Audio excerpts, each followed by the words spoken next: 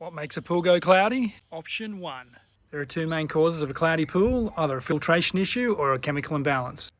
So generally this pool looks okay, but you can see dirt returning to the pool. So the issue is we've got cloudy water returning to the pool. If you think you know the answer, drop it in the comments. First person to comment and the first person with the correct answer gets commendation. So let's take a water sample and test it. And you can see the chemical levels, especially chlorine, are pretty good. So let's start vacuuming the pool and see what happens. What you notice is the pool starts to get cloudy and the suction drops off. Here's another clue. Water level in the salt cells dropped. And you can see a lot more dirt returning to the pool.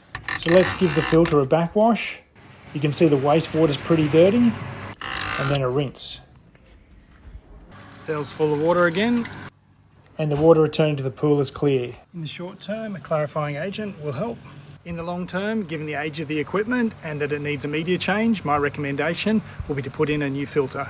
If you guessed a filtration issue, you probably guessed right. If you found this video helpful, give it a thumbs up, share with a friend who's got a pool, put any questions in the comment, and do me a favour, check out our other videos.